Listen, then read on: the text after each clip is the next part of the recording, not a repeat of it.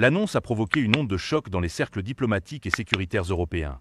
Selon des révélations relayées par plusieurs médias internationaux, dont France 24 et des chaînes arabophones proches du renseignement, les services secrets israéliens, le redouté Mossad, auraient déjoué un plan d'attentat visant directement le président français Emmanuel Macron lors d'une visite officielle en préparation à Kiev.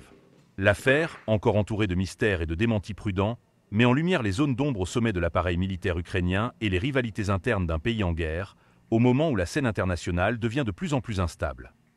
Selon les éléments recueillis, le plan aurait été orchestré par des membres influents du renseignement militaire ukrainien, sous la houlette du général Kirill Boudanov, actuel chef du GUR, direction principale du renseignement.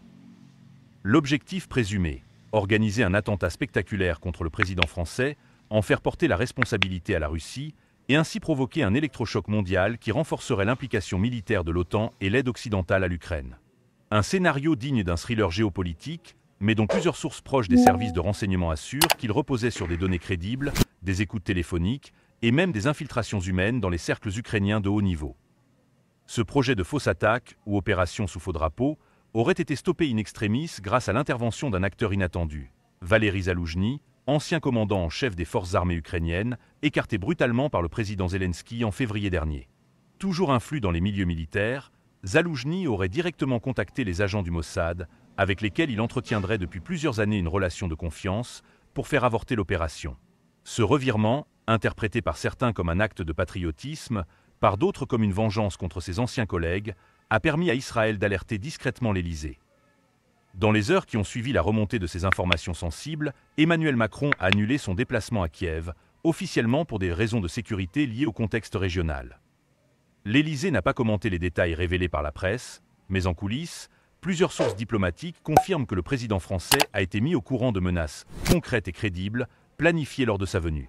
Des mesures de sécurité exceptionnelles ont été prises à Paris, et les services français de la DGSE et de la DGSI ont ouvert une enquête de contre-espionnage en coopération avec leurs homologues israéliens. Cette affaire, si elle venait à être confirmée officiellement, aurait des conséquences géopolitiques explosives. Elle fragiliserait profondément la crédibilité du gouvernement ukrainien auprès de ses alliés occidentaux, déjà inquiets des tensions internes à Kiev, de la gestion opaque des fonds militaires et des purges successives dans l'état-major. Plus grave encore, elle mettrait en lumière une tentative de manipulation à très haut niveau, remettant en question la nature même du partenariat stratégique entre l'Ukraine et l'Europe. En Israël, le Mossad, bien que discret, a laissé filtrer certains éléments dans des médias proches de la sphère sécuritaire. L'opération de sabotage de l'attentat, nommée en interne « Projet levé de bouclier », aurait mobilisé des agents présents sur le territoire ukrainien et plusieurs stations d'écoute dans les Balkans.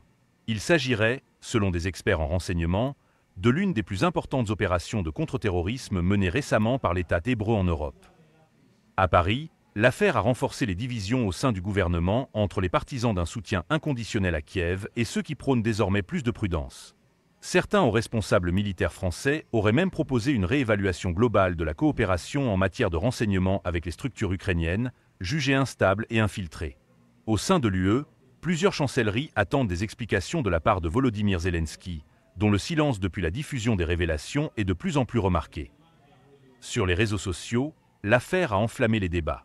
Tandis que les soutiens de la Russie y voient la preuve ultime de la duplicité ukrainienne, les défenseurs de Kiev dénoncent une campagne de désinformation et appellent à la prudence face à ce qu'ils qualifient de « guerre psychologique orchestrée ». Pourtant, la multiplicité des sources concordantes, l'implication présumée d'un acteur aussi crédible que le Mossad et la réaction immédiate de l'Élysée renforcent la thèse d'un complot avorté aux plus hautes sphères du pouvoir ukrainien. Plus largement, cette tentative présumée d'attentat met en lumière les dangers extrêmes auxquels sont désormais exposés les dirigeants occidentaux dans leur soutien à l'Ukraine. Elle souligne aussi la complexité des alliances dans un monde de plus en plus multipolaire, où les jeux d'intérêts, les manipulations de l'information et les opérations clandestines deviennent des armes diplomatiques à part entière. À la croisée des tensions Est-Ouest, l'affaire Macron-Kiev pourrait bien devenir un point de bascule dans les relations entre l'Europe et l'Ukraine et marquer un tournant inattendu dans la guerre russo-ukrainienne. Si l'affaire n'a pour l'instant donné lieu à aucune déclaration officielle de la part du gouvernement ukrainien, le silence prolongé de Volodymyr Zelensky alimente les spéculations et inquiète les chancelleries occidentales. Plusieurs analystes estiment que Kiev serait en pleine gestion de crise en interne, tentant de minimiser les retombées d'un scandale diplomatique sans précédent. Des rumeurs évoquent même une possible réorganisation de l'appareil sécuritaire ukrainien, afin de calmer les tensions avec ses partenaires stratégiques. D'autres sources, au sein de services de renseignement occidentaux, suggèrent que des purges ciblées pourraient être imminentes dans les rangs du renseignement militaire, afin de désamorcer la colère de Paris et d'éviter une rupture plus grave. L'affaire, déjà qualifiée par certains diplomates comme l'un des incidents les plus graves entre alliés depuis le début de la guerre, jette une ombre sur les engagements à venir de la France vis-à-vis de l'Ukraine. Des responsables européens, tout en maintenant leur soutien à Kiev sur le plan militaire et humanitaire, commencent à réclamer davantage de transparence, de contrôle et de garantie de la part du gouvernement ukrainien. Cette exigence est d'autant plus pressante que la confiance, pilier fondamental de toute alliance, a été durablement ébranlée. En Israël, l'intervention du Mossad est perçue comme une démonstration supplémentaire de la capacité des services israéliens à opérer au plus haut niveau, même en territoire ami. Loin d'être une simple mission de renseignement, leur rôle dans cette affaire s'apparente à une opération de sauvetage diplomatique majeure, évitant de justesse un événement qui aurait pu bouleverser l'équilibre géopolitique européen. La coopération sécuritaire entre Paris et Tel Aviv, déjà très développée, pourrait en ressortir renforcée. Mais au-delà des enjeux diplomatiques immédiats, c'est une question plus vaste qui se pose désormais. Jusqu'où certains acteurs sont-ils prêts à aller pour influencer le cours de la guerre en Ukraine?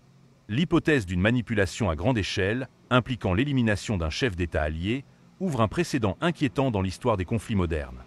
Elle révèle aussi un climat de méfiance généralisée, où même les alliances les plus solides sont vulnérables aux stratégies de dissimulation, de désinformation et d'infiltration. Dans ce contexte déjà tendu, les services de sécurité français ont considérablement renforcé la protection d'Emmanuel Macron et de ses ministres.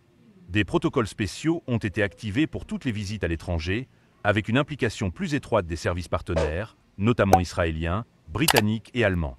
En parallèle, une enquête discrète aurait été ouverte pour déterminer si des ramifications de ce complot existent sur le territoire français ou européen, avec une attention particulière portée à la surveillance d'individus proches du renseignement ukrainien.